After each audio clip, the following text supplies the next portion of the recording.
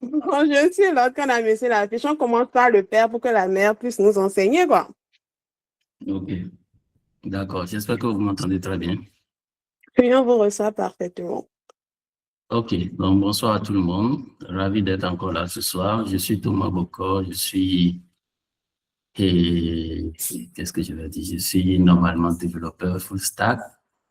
Je suis actuellement directeur technique adjoint à Rightcom Technologies. Et côté associatif, je suis actuellement membre du GDG Abomey Calavi. Je suis représentant de l'association Ubuntu Locoteam qui représente Ubuntu au Bénin. J'ai été secrétaire général de Bénin Développeurs, l'association Bénin Développeurs, et je suis membre fantôme de Python Bénin, je suis membre fantôme de JS Bénin, je suis membre fantôme de DevJS. Oh, et quoi d'autre? Bon, je peux m'arrêter là. En tout Donc cas, voilà, on espère que vous allez réapparaître cette année, hein. j'espère Vous aussi. avez beaucoup, vous avez beaucoup de gros fantômes.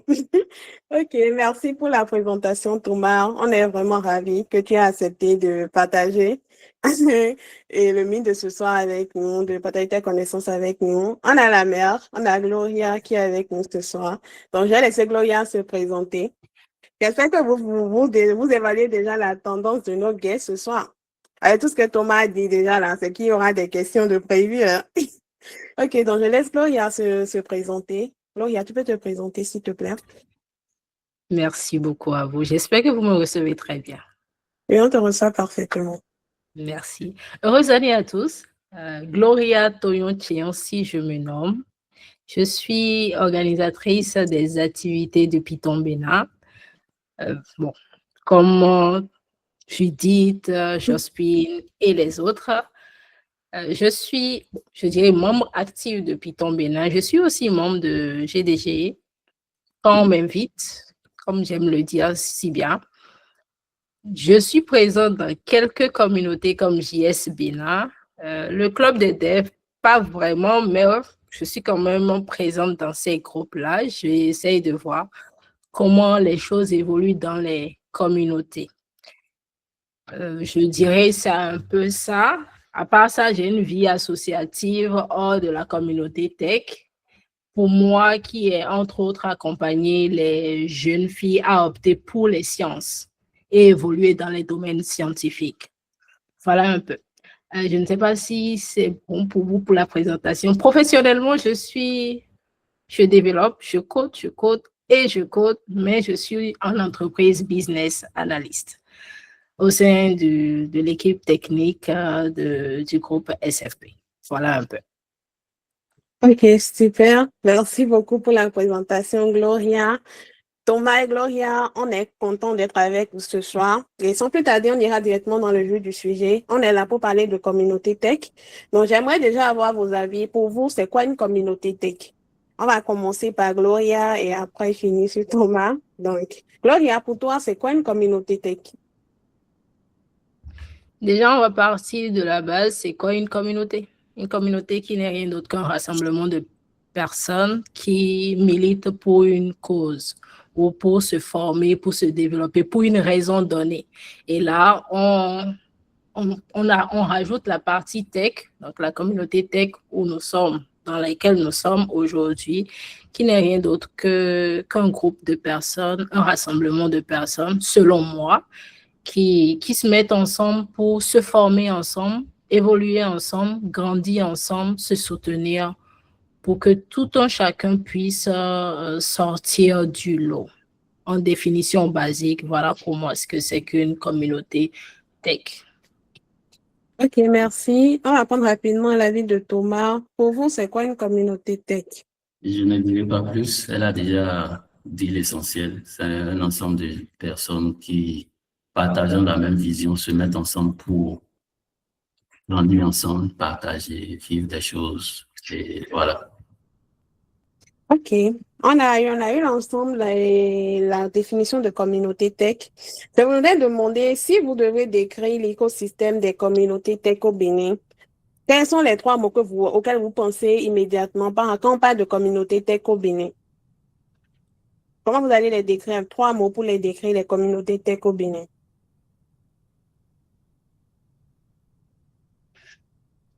Je réponds, je laisse Thomas répondre d'abord. Vas-y, honneur aux dames, comme d'habitude. D'accord. 3 mots. 3 mots, je dirais engagé, parce que l'énergie est largement portée par le bénévolat et la passion. Nous sommes passionnés et nous donnons de notre temps, de nos savoirs pour grandir ensemble. Résilient, parce que mine de rien, malgré le peu de moyens que nous avons, il faut quand même souligner ça, les communautés continuent d'exister et d'agir. Certaines communautés ont commencé, elles se sont éteintes. D'autres demeurent et malgré qu'il n'y ait pas les moyens, on a, par exemple, en allant à PyCon Ghana, on voit la fougue des communautés nigérianes et la fougue des communautés ghanéennes. Les entreprises accompagnent, les institutions accompagnent, mais ce n'est pas vraiment ça sous nos cieux ici. Donc, quand même, les communautés continuent avec leurs maigres moyens de travailler, de se soutenir ensemble et d'évoluer. À part ça, je dirais l'émergence. Ces communautés sont émergentes parce que beaucoup de communautés sont jeunes. Elles se créent et je félicite aussi ça parce qu'une nouvelle communauté se crée souvent parce que certaines personnes ne se retrouvent pas dans les communautés qui existent déjà. On les comprend, soit. Et elles se créent, elles sont jeunes et elles sont en construction. Et ce que nous faisons aujourd'hui, ce que vous nous invitez à faire aujourd'hui, c'est sûrement partager nos expériences pour que ces jeunes communautés puissent tenir et aussi, pourquoi pas, nous-mêmes avoir de vos retours pour voir, dans la mesure du possible, comment travailler pour grandir ensemble, amener les acteurs à accompagner ces communautés. C'est tout pour moi. Donc, je sais que tu as parlé de engagée, résiliente. Et résiliente. OK. Émergent, engagé et résiliente. Thomas, 3 mots pour décrire les communautés tech au Bénin. Alors, malheureusement pour moi, je n'ai pas 3 mots, j'ai juste un seul mot, et Gloria en a déjà parlé, c'est émergent. On a beaucoup de communautés très jeunes qui se débattent, qui fournissent l'effort qu'il faut pour exister, pour impacter, pour organiser et pour faire ça. Mais je pense qu'elle reste toujours à l'étape de quelque chose qui vient de naître et qui essaie de pousser. Donc moi, j'ai un seul mot, c'est émergente, comme nos communautés. OK. Émergente. C'est comment on peut mesurer la réussite d'une communauté? Je laisse Gloria commencer. Comment on peut mesurer la réussite d'une communauté selon vous? Parce qu'on a beaucoup, vous avez parlé d'émergence des communautés qui se créent. Quand est-ce qu'une communauté peut s'asseoir et dire oui, on est vraiment une communauté? On est vraiment arrivé. Je pense que cette question, c'est une colle, hein? Mais bon, on va essayer de répondre à cette question. Comment mesurer la réussite d'une communauté? Bon, moi, je dirais pas la continuité de l'engagement des membres. Franchement, quand à la fin d'une semaine, vous entrez dans le groupe Python Bénin, vous avez juste parfois envie de quitter le groupe. Ils écrivent beaucoup. Bon, c'est une digression. Donc, il y a la continuité de l'engagement des membres, l'évolution des membres professionnellement, ou même, je prends l'exemple simple, de bénévoles qui passent à speakers ou à leaders. Vous allez voir dans les communautés, nous commençons jeunes, nous engageons et à la suite, on devient celui qui partage ses savoirs aux autres.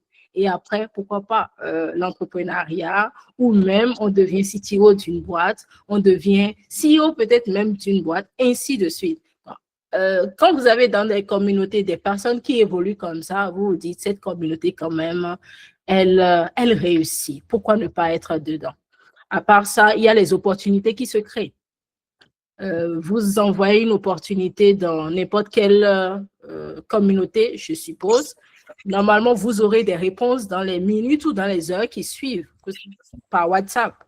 Et à la suite, nous avons l'impact après les événements. Donc, après les événements, quel est l'impact?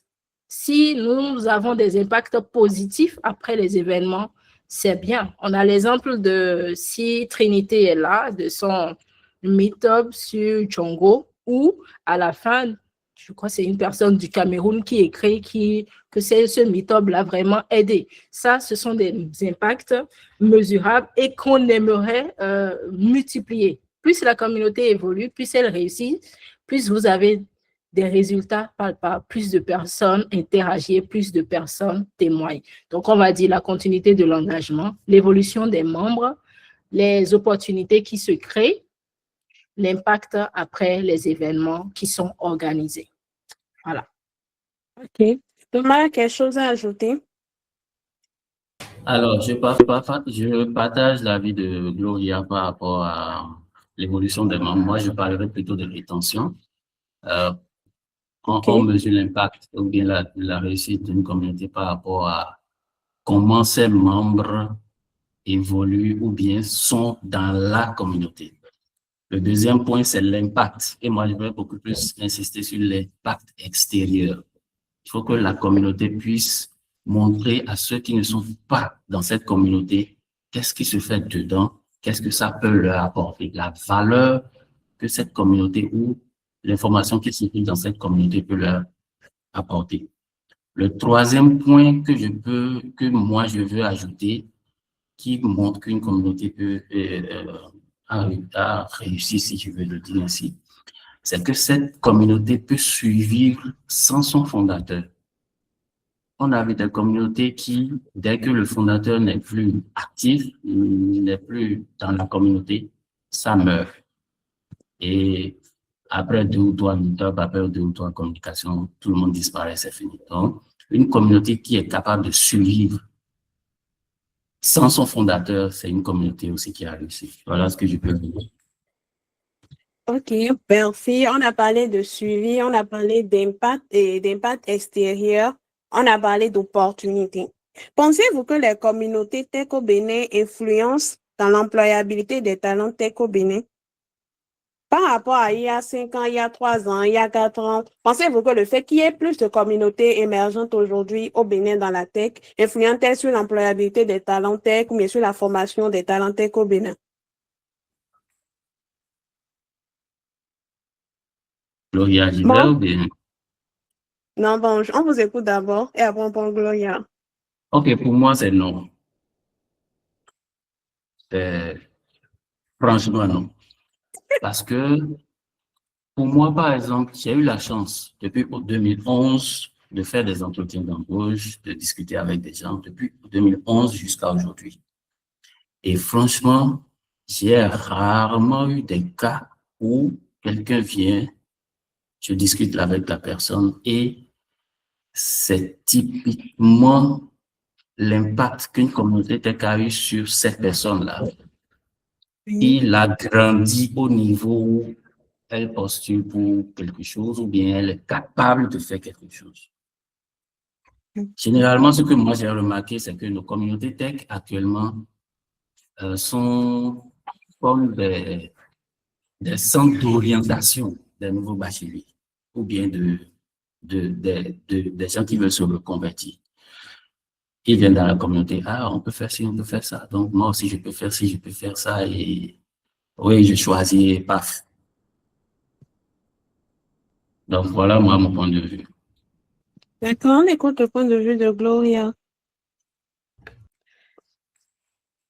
Belle question. Est-ce que ça influence la formation et l'employabilité? Des talents Non. tech au Bénin. Je partage l'avis de Thomas. Par contre, ça accompagne les jeunes. Ça les oriente. Et comme il l'a dit, c'est plus un creuset d'orientation. Ça les oriente. Et c'est le travail que nous voulons vraiment faire dans les communautés. Amener les communautés à être, à compléter les cursus éducatifs. Parce que nous savons que nous venons de nos systèmes universitaires avec de la théorie et on aimerait quand même qu'au sein des communautés, que nous soyons accompagnés avec la pratique. Est-ce qu'on y arrivera? Oui, c'est sûr. Est-ce que ça sera facile? Non. Mais le changement, est-ce qu'il y a des changements? C'est surtout sur certaines personnes, pas la majorité. Vous verrez une personne en passant qui, grâce aux communautés, commence par apprendre en autodidacte et se mettre en avant. Et ça leur permet eux-mêmes, avec leur développement personnel, de pouvoir postuler et arriver quand même à tirer leur épingle du jeu. Donc, c'est vraiment un challenge pour nous. Est-ce qu'on influence aujourd'hui l'employabilité? Non. C'est vrai que c'est un vivier, on oriente, mais on aimerait quand même faire plus. Voilà. OK, merci. Selon, avec votre expérience, quel est le niveau de maturité que vous pouvez donner à nos communautés, telles qu'aujourd'hui au Bénin, en termes de gouvernance et de structuration? Parce que vous avez parlé du fait qu'on n'impacte pas vraiment l'employabilité. Selon vous, quelle est vraiment le principal cause? Excusez.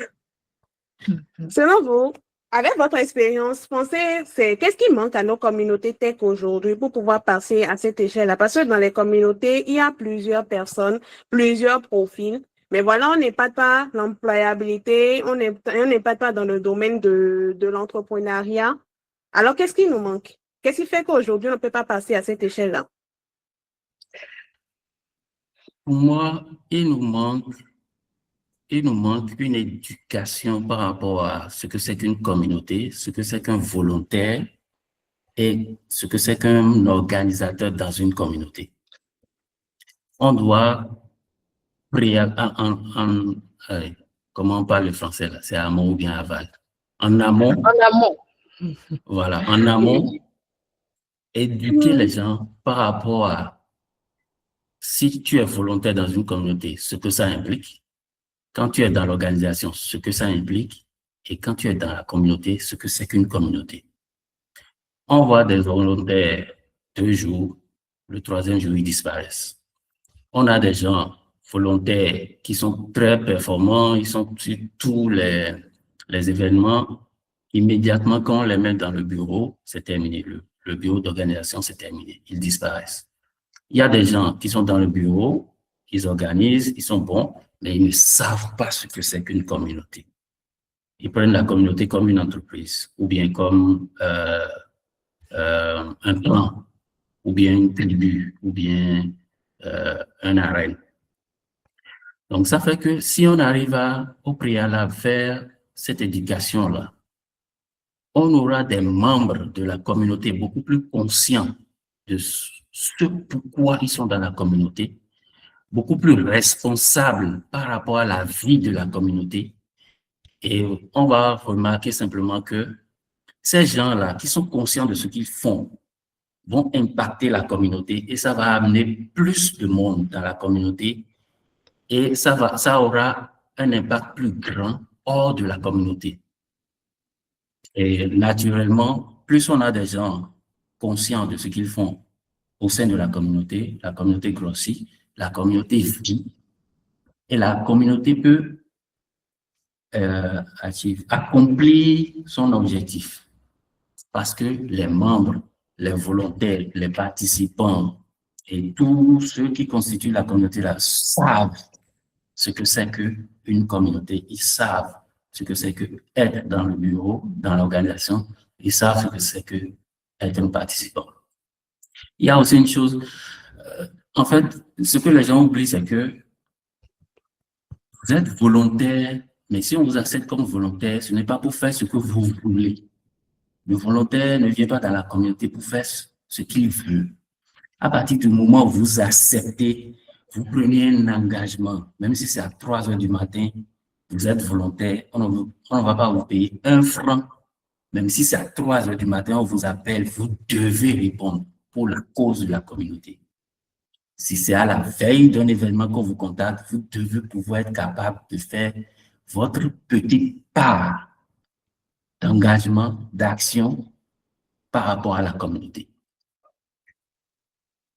Vous êtes dans le bureau, on ne veut pas vous payer dans le bureau. Peut-être il y a une communauté dans laquelle on paye les gens.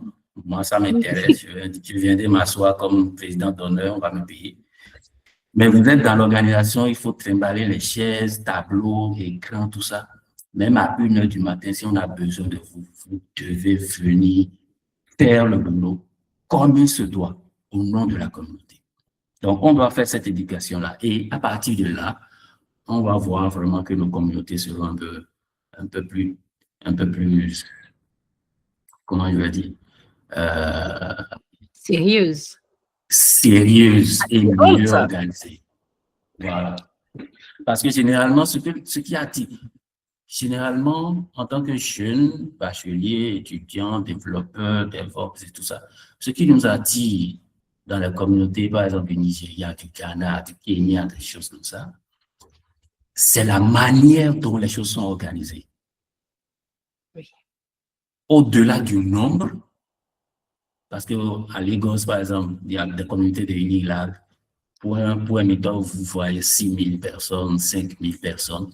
Donc, au-delà du nombre, c'est la manière dont les choses sont organisées et la manière dont les participants interagissent entre eux lors des événements. Et ça, il faut l'organiser.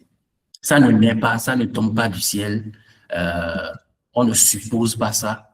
Il y a quelqu'un, il y a des gens au sein de la communauté, un noyau dur, qui organise ce genre de choses-là. Et pour pouvoir y arriver, il faut prendre ses responsabilités. Je vais m'arrêter là. Merci beaucoup. Vraiment, merci pour cette partie-là. Je vais laisser Gloria compléter et une question m'est venue tout de suite. Donc, Gloria, est-ce que tu as quelque chose à ajouter à rapport à ce que Thomas a dit? Est-ce que j'ai quelque chose à compléter après ce développement? Ce serait merci, le Père. Merci, parce que c'est très important.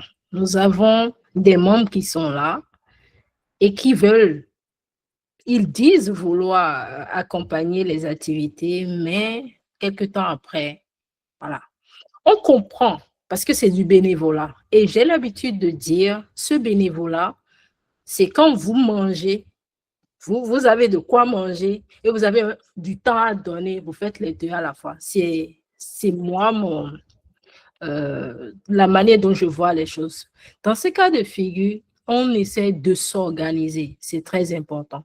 Tout le monde travaille. Le père, il travaille. Je travaille. Je dis travail. Tout le monde travaille, mais on essaie de trouver, même si c'est 2 heures par semaine, pour pouvoir s'organiser. Pourquoi? Parce qu'on a un objectif en commun, être utile aux autres, impacter la communauté.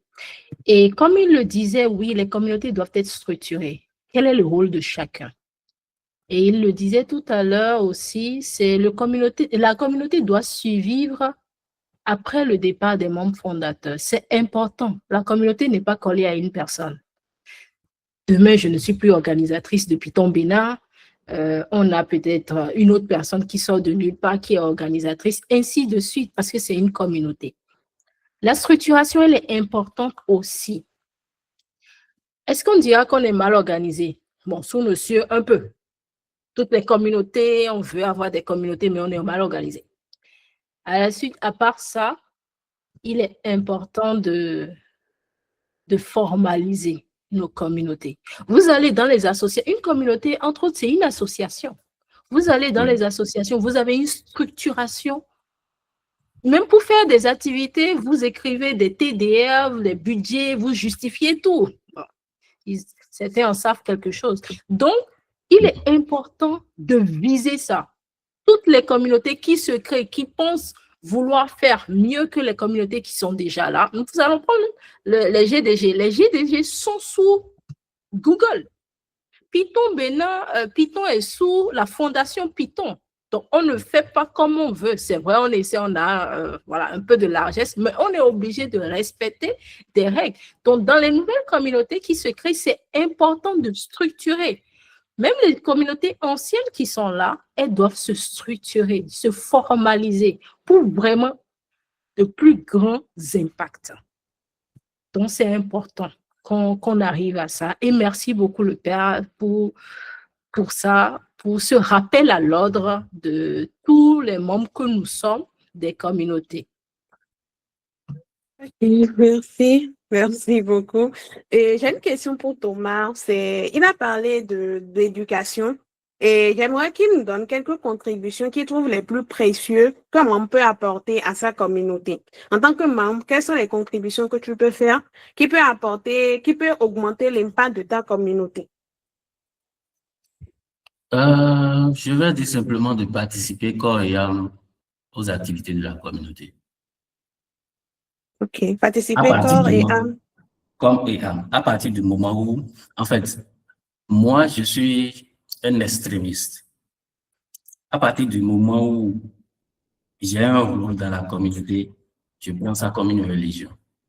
Si le jour où on me demande de faire quelque chose dans la communauté, je le fais corps et âme. C'est la seule manière.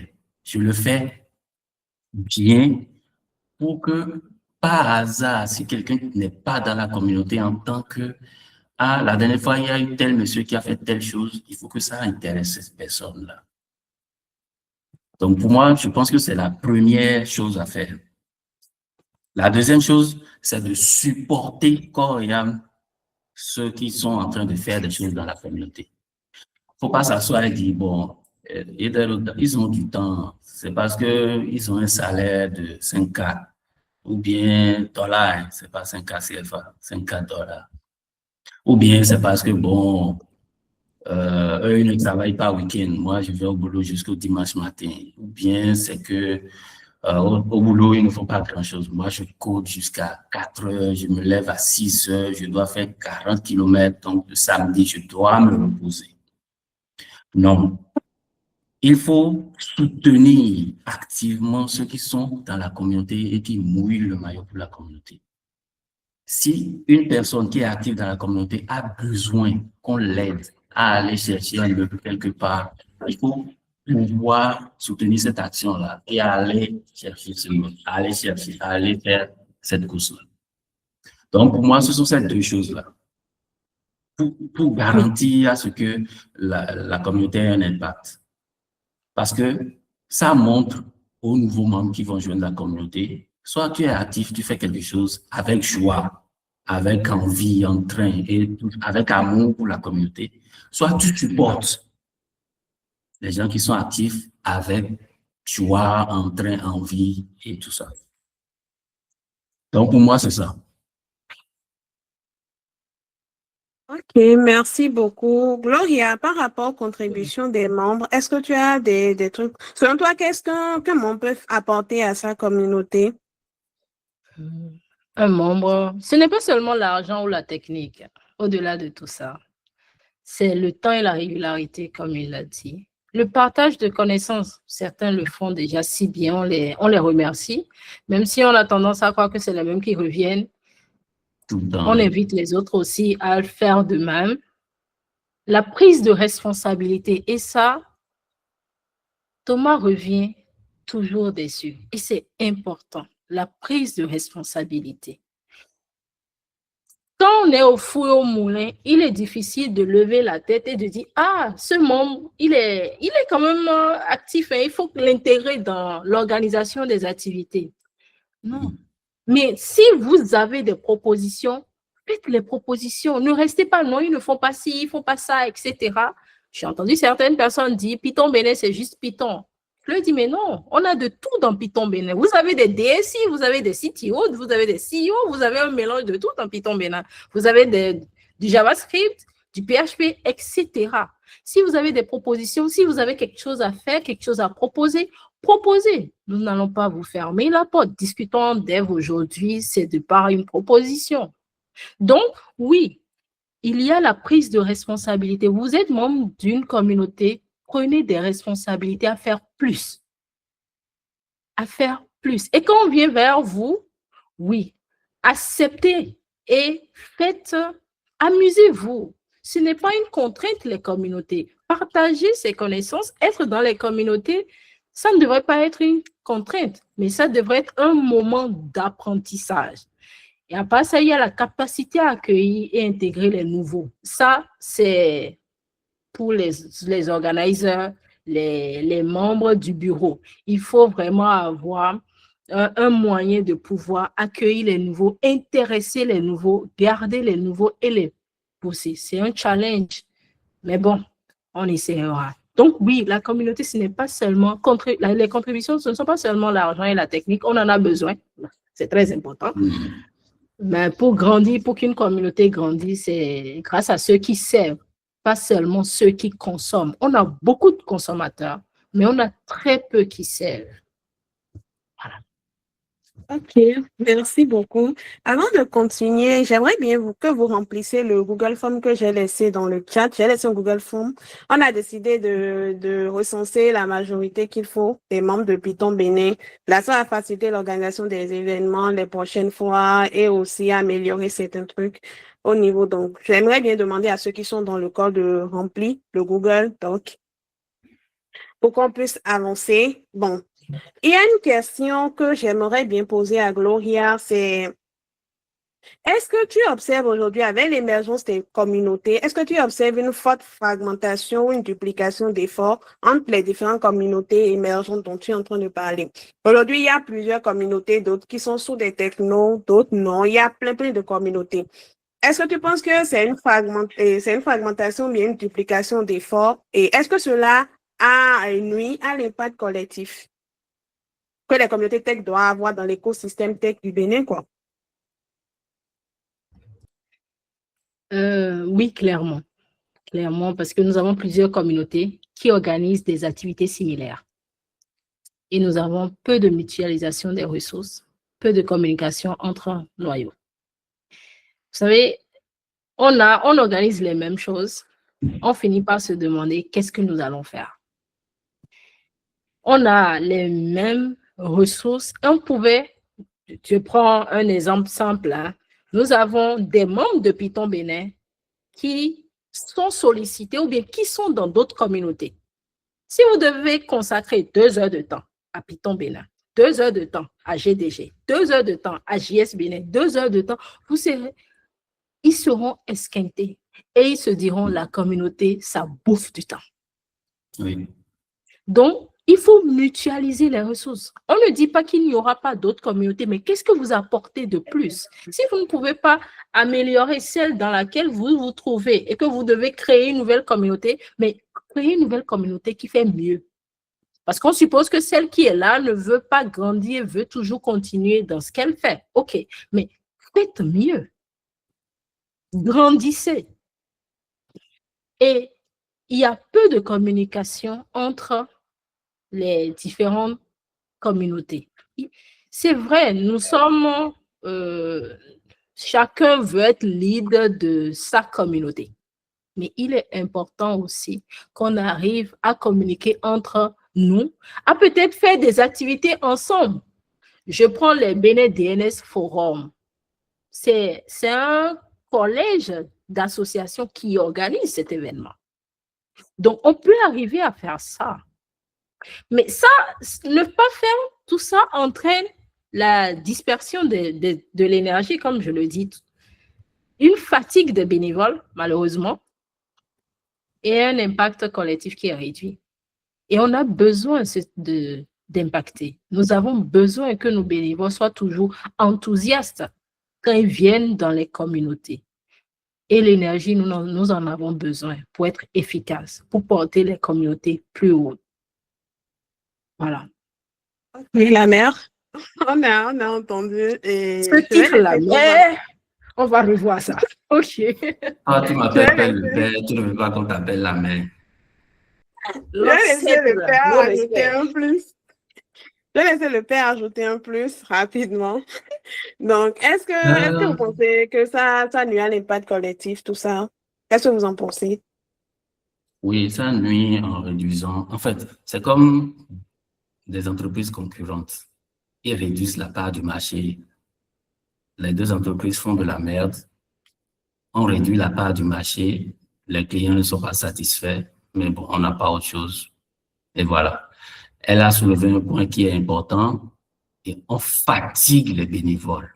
les bénévoles qui ont envie de contribuer réellement, on les fatigue. Un samedi, il y a meet-up à 10h, meet-up à midi, meet-up à 14h, meet-up en ligne à 20h, ainsi de suite, ainsi de suite. On fatigue ceux qui sont volontaires, on fatigue ceux qui aimeraient bien contribuer. Si vous pensez que la communauté dans laquelle vous êtes ne fait pas bien et que vous avez la capacité de bien faire, on vous autorise à créer une nouvelle communauté. Ça, personne ne peut vous empêcher de créer une nouvelle communauté. Mais faites comme les grosses entreprises. Organisez tellement bien votre nouvelle communauté que vous pouvez absorber l'ancienne communauté. Et vous allez là maintenant offrir une très bonne expérience unifiée. Ça serait génial. Mais si c'est pour répliquer les mêmes choses, je pense qu'on va trouver des gens qui vont commencer à introduire des gris-gris dans les communautés pour qu'on ferme la communauté ou bien pour qu'on rase les membres de cette communauté-là. Voilà. De gris-gris à là. Oui. Pendant déjà terminé, hein, le père. Comment on s'amuse avec ça? Ok, vous avez parlé de fatiguer les membres et autres. Et il y a l'un des points qui est aussi important quand on parle de communauté, c'est l'argent. Les ressources financières pour pouvoir accompagner les différentes initiatives des communautés. Selon vous, quel est le principal frein qui empêche les communautés tech béninoises de participer et de passer à l'échelle supérieure, obtenir de financement, améliorer l'expertise des membres, faire participer des membres à des activités, des events à l'international et autres? Déjà, on va parler de l'argent.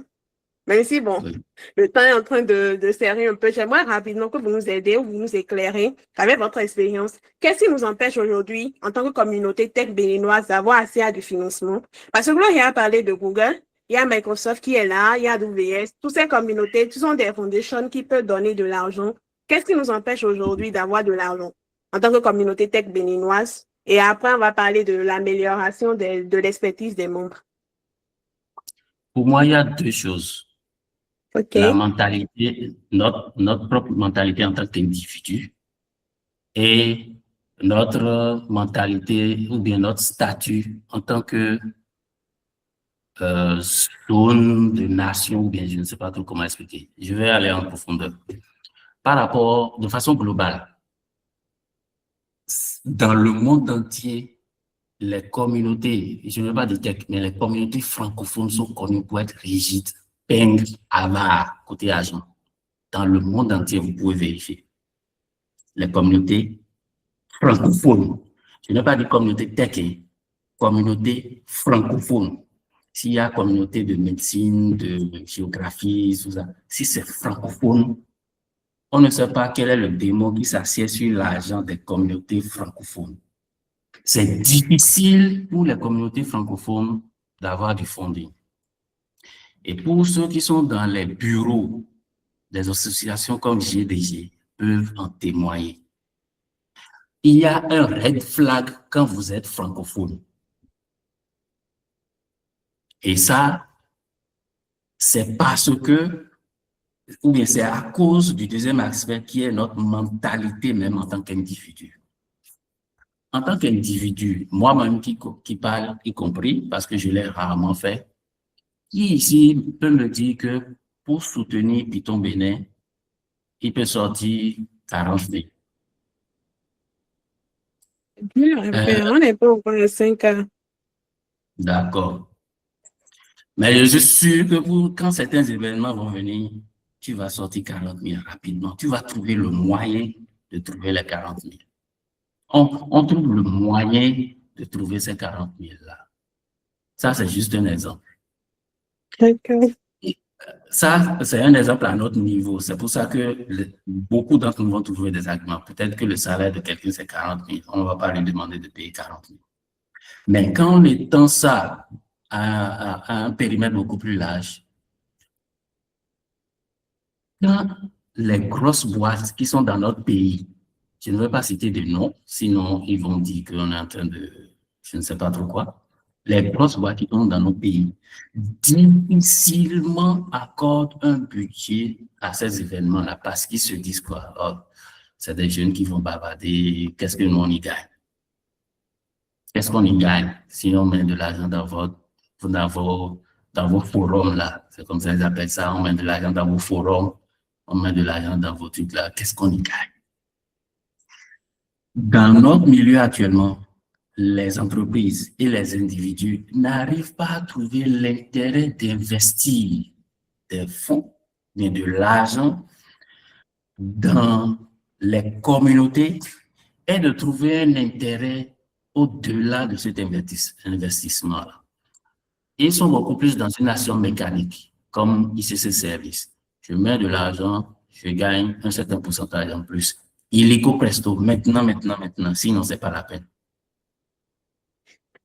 Donc, c'est notre mentalité individuelle et notre francophonie qui fait en nous que cette réflexion, on a cette rigidité là d'investir dans les personnes.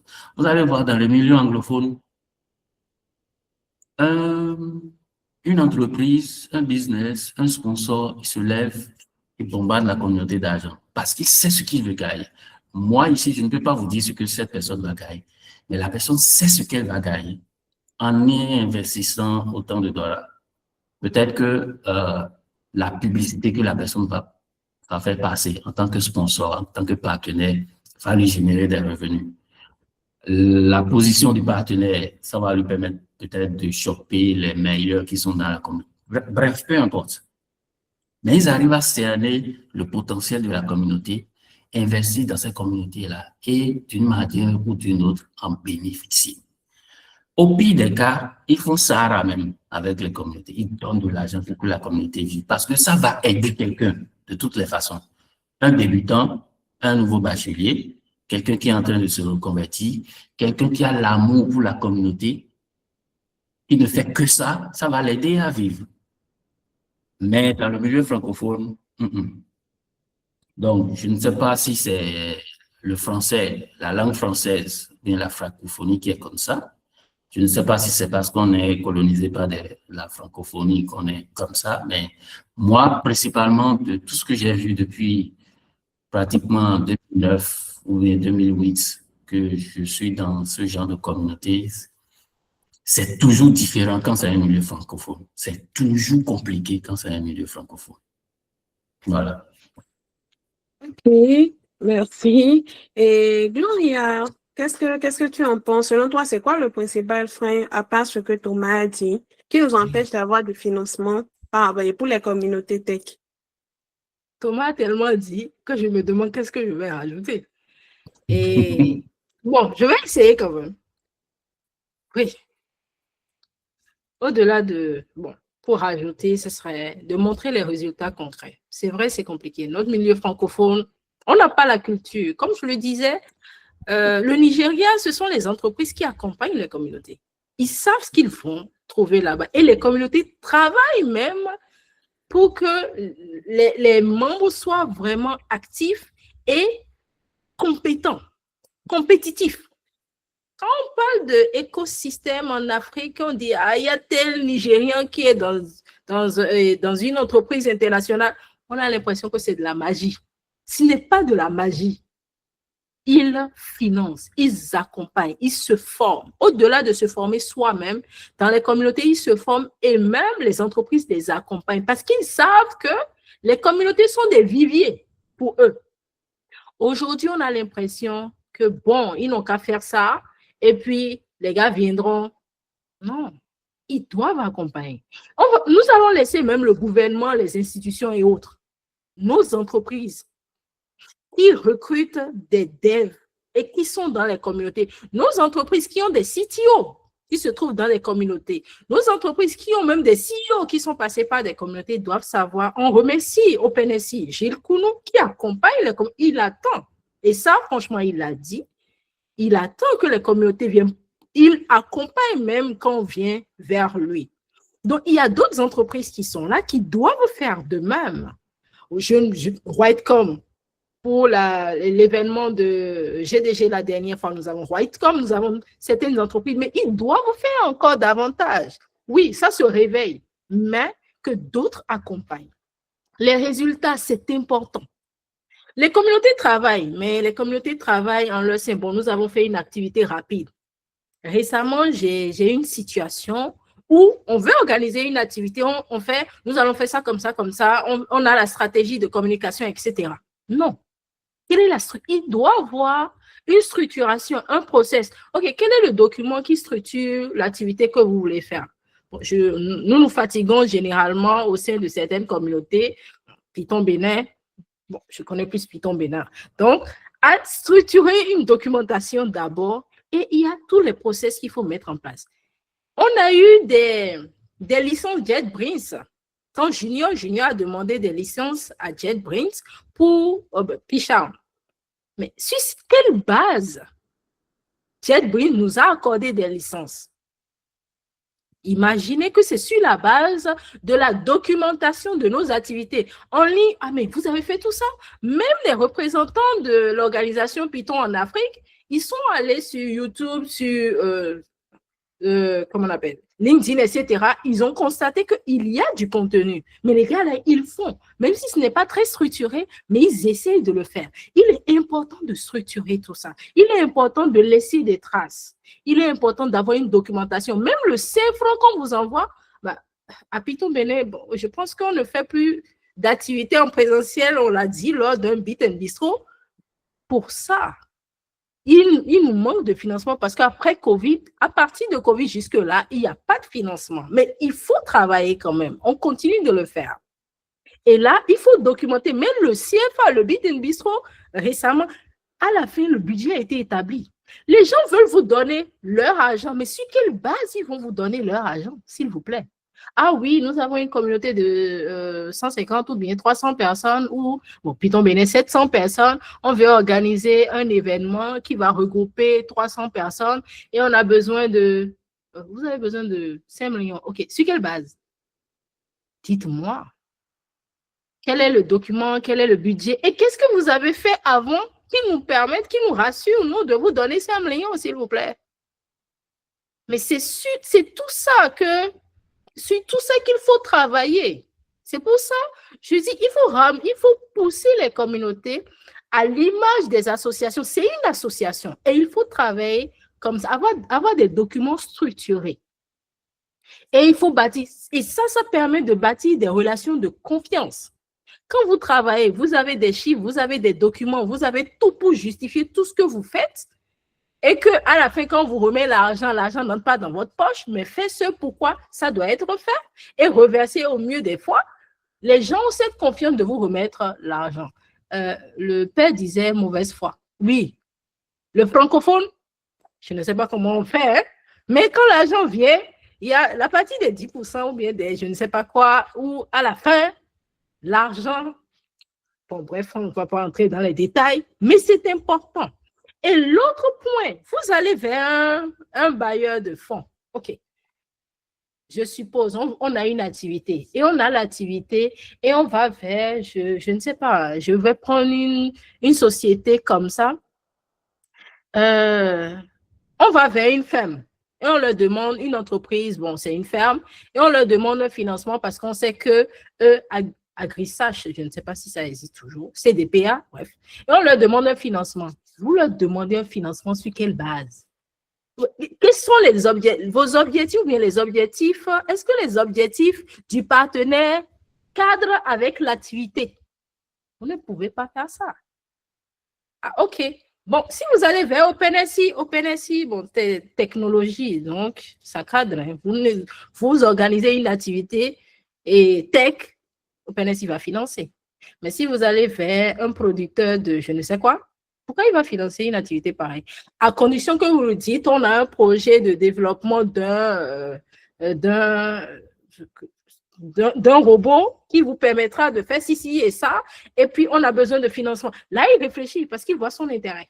Donc, il faut travailler sur l'intérêt de vos partenaires pour avoir l'argent. Mais avant ça, en amont, il faut travailler sur la relation de confiance, les résultats concrets et une vision claire. Quelle est la vision claire de nos communautés? Chaque communauté doit avoir une vision claire.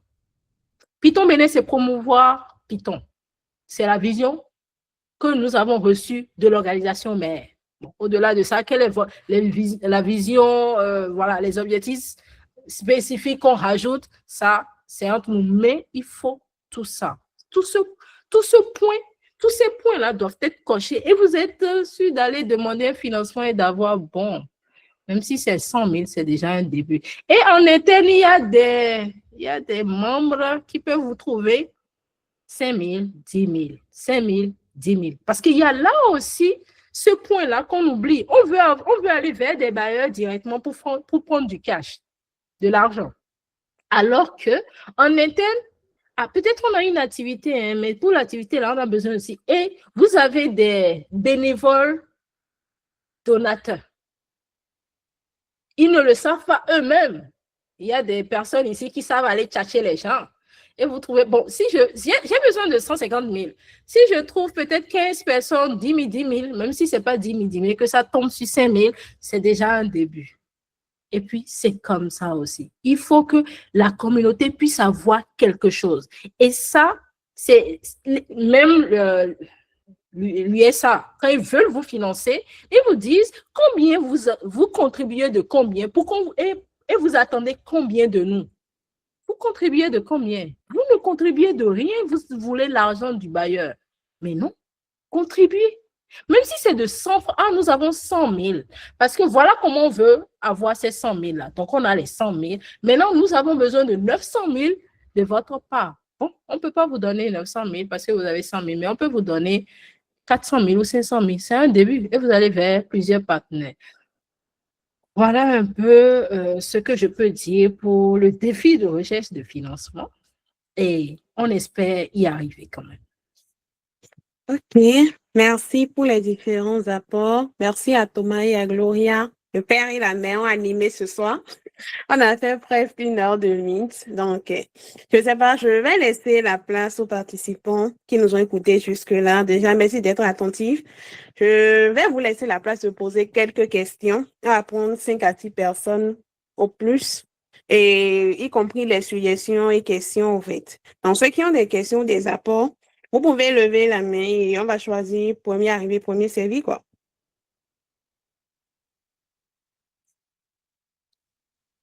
OK, il y a Trinité qui a levé la main.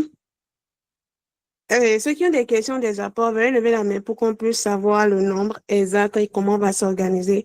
Parce que bon, vu qu'on est en semaine, on n'a pas voulu prendre beaucoup de temps et faire ça de manière succincte, quoi. Il y a seulement Trinité qui a levé la main. Avec tout ça, personne n'a d'autres apports, personne n'a d'autres questions. OK, on va prendre Trinité d'abord. Trinité, tu peux parler. Après, il y a Jocelyne qui a levé la main. Bonsoir tout le monde, j'espère que vous allez bien. Bon, ma question elle va être un peu mitigée. Un peu question, un peu apport. Donc, je vais y aller. C'est beaucoup plus par rapport au volet financement dont Thomas et puis Chloé ont parlé. OK. Accusant un peu les entreprises locales qui, d'une certaine façon, ne contribuent pas à la vie des communautés qui existent. La question, c'est de savoir, c'est de savoir, en fait, est-ce que la dynamique économique du pays permet aux entreprises locales de gagner véritablement du pays? Je ne sais pas. Bon, si je me base sur ma petite expérience, la plupart des entreprises qui tournent localement n'ont pas vraiment de produits numériques qui tournent au Bénin qui les vont gagner. Donc, est-ce que c'est pas un peu parce qu'il y a ça là, que les entreprises qui se débrouillent pour avoir des marchés par-ci et par-là, pour s'en sortir, sont réticents pour ce qui est d'investir dans le pays au même moment où au Nigeria et autres, la dynamique économique est tout autre. Il y a beaucoup de produits locaux qui tournent bien, qui apportent de l'argent et donc qui pourraient permettre à des entreprises qui consomment localement des talents, donc des personnes qui travaillent pour elles, gagner de l'argent et investir dans cette communauté-là de façon à s'assurer un flux continu de compétences.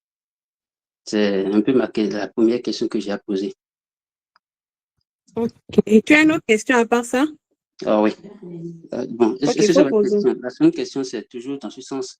Est-ce que, bon, il n'y aurait pas un peu Bon, je lis que la note que j'ai prise là rapidement.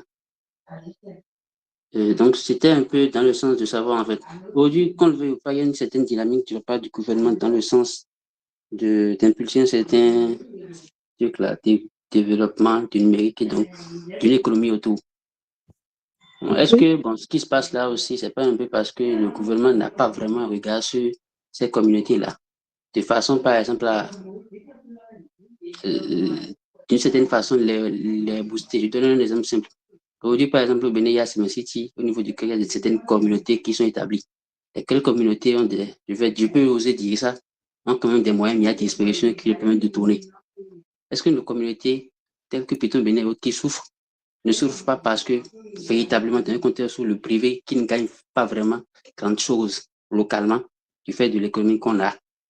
Si je me permets de revenir à la première question, est-ce que nos communautés ne souffrent pas parce que derrière aussi le gouvernement qui pourrait d'une certaine façon appuyer, même si ce ne serait que petitement, cette communauté-là, comme déjà ce qui se passe avec certaines communautés établies à City et autres, si le gouvernement se mettait à appuyer un peu sur ça, va pas changer quelque chose. Est-ce que la faute n'est pas un peu aussi au niveau du gouvernement?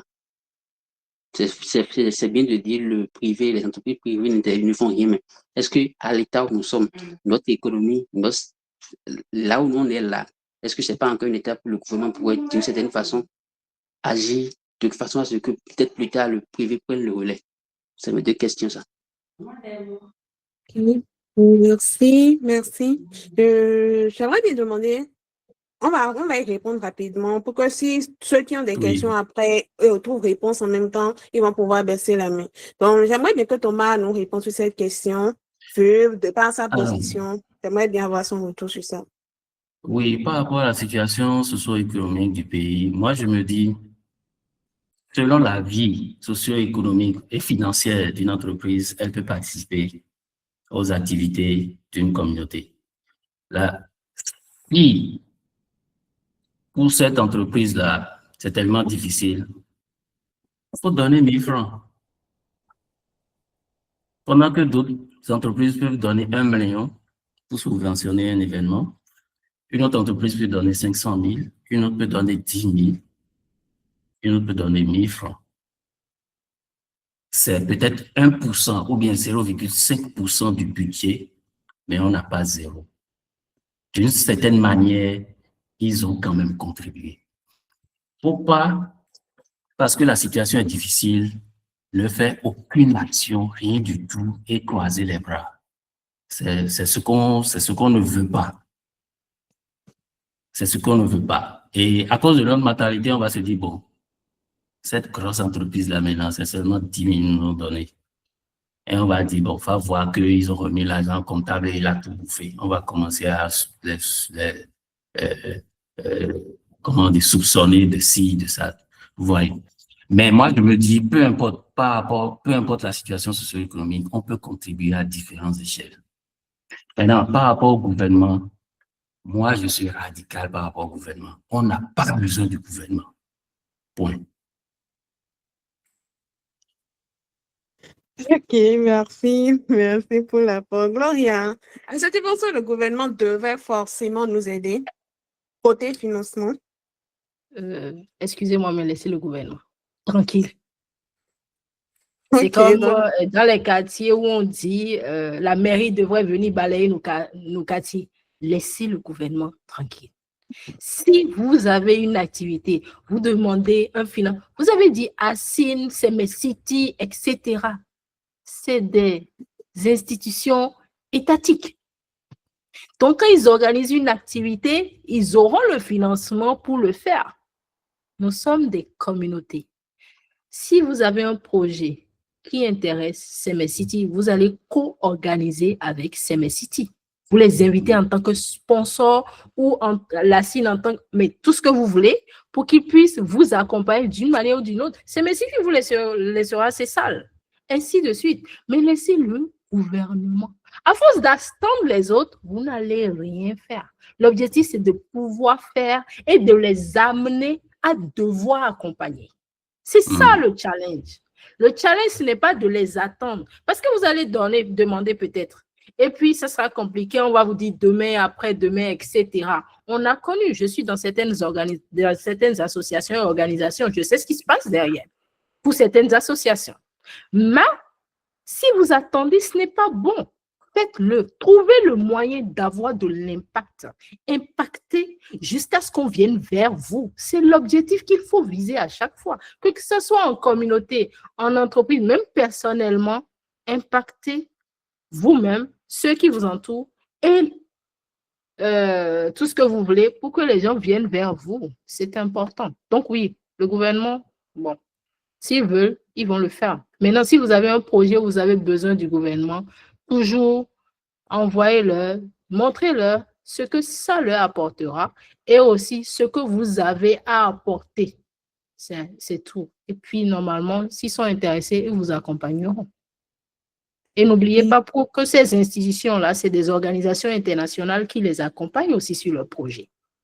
Le Fonds monétaire international, la Banque mondiale, etc. Bon, peut-être qu'il faut aller vers le Fonds monétaire international ou la Banque mondiale directement aussi, on ne sait jamais. Bon, ok, voilà. Ok, merci. Et on va prendre Jospin et après on va prendre Khalil et Christian pour terminer. Donc, Jospin, on t'écoute.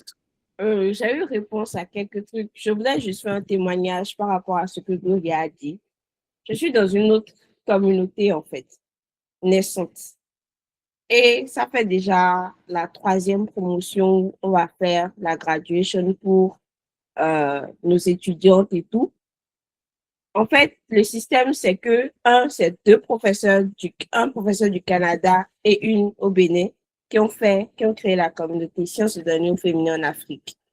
Donc, jusqu'à aujourd'hui, on n'a pas de financement du gouvernement. Mais ça fait 3 ans qu'on est toujours debout. La première année, c'est Génome Québec, sur lequel j'ai eu à travailler sur un projet de data et tout qui nous a financé. Je ne sais pas comment ils ont fait, mais ils sortent en fait l'argent de leur poche. Du coup, pour le premier prix, je pense, j'avais reçu $1000. Et ce n'est que ces 3-là qui ont financé le projet, qui ont financé en fait la subvention et tout. La deuxième année maintenant, ils ont essayé de demander de l'aide. Et au fur et à mesure qu'on faisait connaître les activités de ce que chacune de nous faisait en fait, il y a eu des gens qui se sont ajoutés, d'autres institutions, mais toujours pas le gouvernement béninois. Pourtant, Madame Christine Ouessavi vient, toujours pas le gouvernement canadien, mais rien que 2 personnes. Du coup, Gloria a raison en fait. Si on doit attendre que le gouvernement intervienne, on fera rien. Mais s'il y a quand même des personnes individuelles qui se donnent, bah pourquoi pas. En tant que bénévole actuellement chez eux, je donne des cours mardi, mercredi et je fais cours moi-même. Mes cours ont commencé quand? En novembre. Et je suis dans la communauté Python Bénin aussi. C'est vrai que je suis fatiguée et tout, j'essaie de gérer, mais voilà un peu comment ça se passe. Comme l'a dit Thomas, quand vous vous engagez dans quelque chose, mettez-vous corps et âme, sinon quittez. Je suis désolée, mais quittez. Et laissez les autres personnes venir. Merci. Merci beaucoup, Jospin. On va prendre Khalil et après on va prendre Christian pour clôturer. Et Khalil, on t'écoute rapidement. C'est une suggestion, un apport ou bien une question? Bonsoir à tous. Bonsoir. D'abord, c'est une question et Ok. peut-être la suggestion viendra après. Ok, Déjà, on je tiens à t'écoute. remercier les présentateurs tout à l'heure qui essayent de partager leur expérience avec nous. Mais aujourd'hui, d'abord, je veux revenir sur la question de Trinity, qui parlait de la situation financière des entreprises au Bénin qui fait qu'elles ne peuvent pas financer elles-mêmes des associations. Moi, ce point-là me dérange personnellement parce que je trouve qu'aujourd'hui, une entreprise tech au Bénin a les moyens de financer des associations. Une véritable entreprise tech au Bénin aujourd'hui dans notre écosystème a les moyens et peut se donner énormément de moyens pour financer une association. Ça, c'est un. Maintenant, pour ma question, c'est ce qu'est le financement. Moi, j'aimerais poser la question aux deux qui ont présenté tout à l'heure, c'est-à-dire Thomas et Gloria. Lorsque je prends l'association Python Bénin aujourd'hui, moi, en tant qu'entrepreneur qui a mon entreprise, et Python Bénin a un événement qu'ils organisent et vient vers moi pour financer ce projet-là. En tant qu'entreprise tech, qu'est-ce que Python Bénin me présente comme résultat à la fin de cet événement? Quels seraient les apports de cet événement pour ma boîte? Parce qu'il ne suffit pas juste pour moi, en tant qu'entrepreneur, de financer l'entreprise et de financer l'événement, et après, j'ai au retour sur investissement. Donc, il faudrait que les associations puissent me montrer le retour sur investissement que moi j'aurai. Tout à l'heure, vous avez pris comme exemple OpenSI. Moi, je trouve que prendre OpenSI comme exemple pour dire une entreprise qui finance les associations, vous allez beaucoup m'excuser, mais je trouve que ce n'est pas le bon exemple. Parce que OpenSI, elle est née des associations. Le directeur d'OpenSI, Jules Kounou, le président d'une association, a créé lui-même une association. Donc, ils connaissent cet écosystème-là et ils connaissent déjà les avantages de cet écosystème-là pour eux. La majorité des développeurs de OpenSI au début, c'était tous des gars de l'association qui ont grandi avec l'entreprise. Donc, pour une entreprise aujourd'hui qui n'a pas connu ce genre d'écosystème, mais qui s'est mis sur le terrain et qui aujourd'hui a de l'argent pour donner à des associations, qu'est-ce que cette association lui apporte réellement pour qu'elle puisse mettre de l'argent dedans? Voilà un peu la question que moi j'ai pour nos deux hosts de ce soir. Merci beaucoup. Ok, merci beaucoup, Karim. Avant de continuer là, si tu peux mettre le nom des boîtes qui donnent l'argent là dans le chat, ça serait bien. Ah, vous avez mon mail, non? Vous voyez mon mail. La boîte qui est en le mail peut vous donner de l'argent. Pardon, c'est pas compliqué. Il faut mettre dans le chat, je vais capturer quoi. En attendant que le tête te réponde. Il n'y a pas de souci. Alors,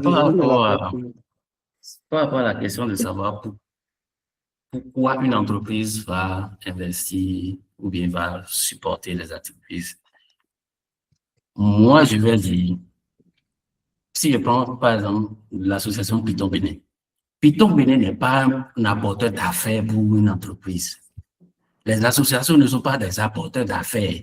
Donc, si vous ne voulez pas investir, n'investissez pas. C'est à vous plutôt en tant qu'entreprise d'analyser quel est votre intérêt dans cette communauté-là. Pour la première fois qu'une communauté ou bien qu'une association vient vers vous, vous pouvez refuser d'investir, mais participer à l'événement. Envoyez quelqu'un participer à cet événement-là pour vous imprégner de qu'est-ce que ces gens-là font, qu'est-ce qu'ils disent, c'est quoi leur communauté. Et de là, en tant qu'entreprise, maintenant, vous allez tirer votre épingle du jeu pour vous dire, bon, je peux avoir des ressources humaines, je peux avoir des ressources par rapport à la formation, je peux avoir une base de connaissances, je peux piocher ci, piocher ça.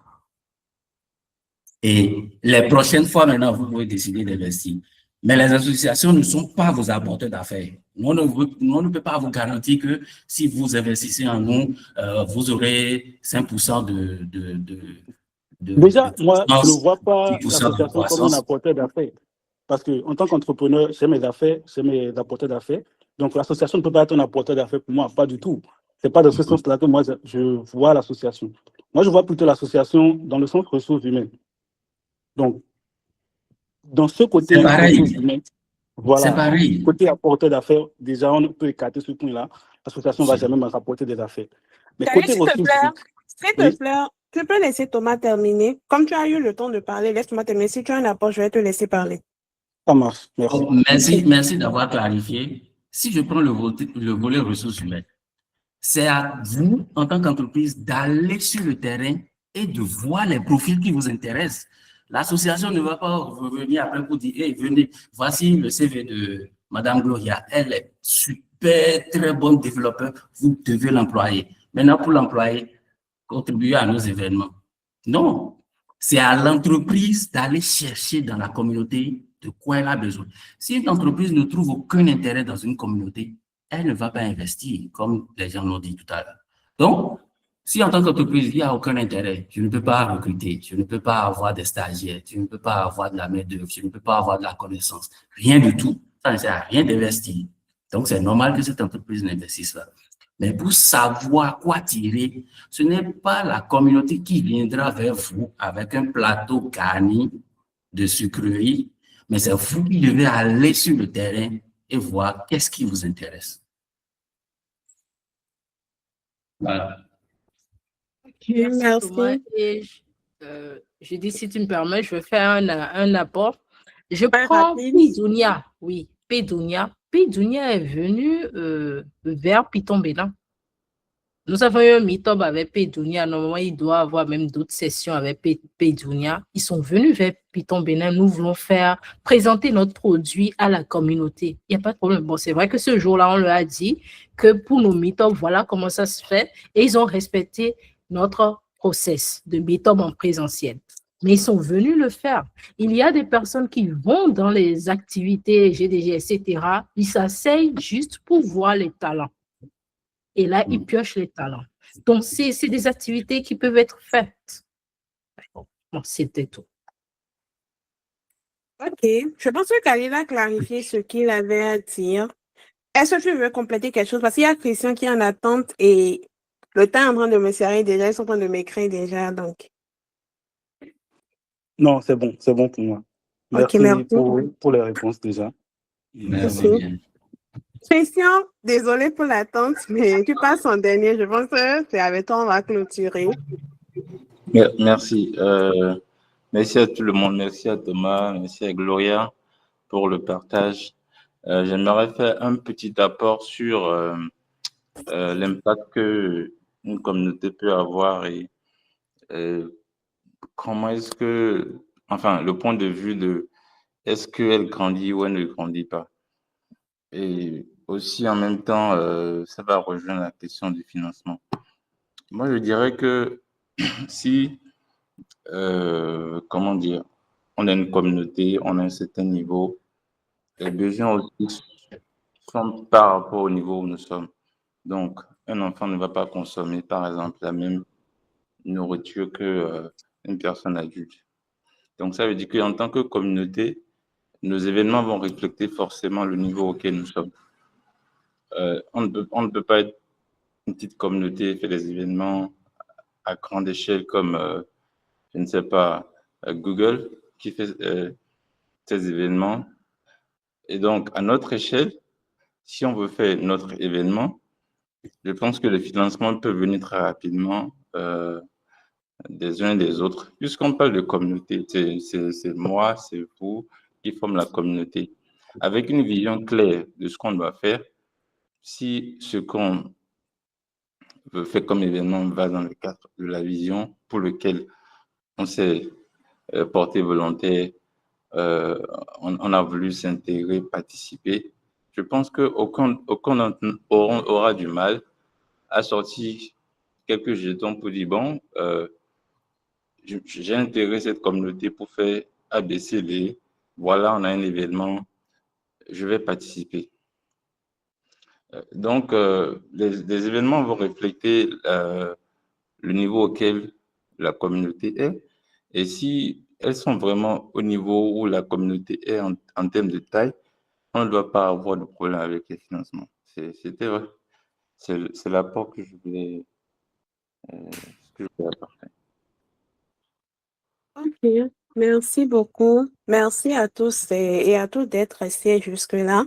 Je remercie encore nos différents guests et pour leur présentation, pour avoir donné du temps pour ce premier meet-up.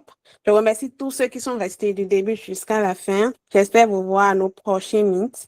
Ceux qui nous ont rejoints, il y a un lien dans le Google Chat à remplir et dont on a besoin. Et j'espère vraiment vous revoir pour les prochains meets. Le DED a repris.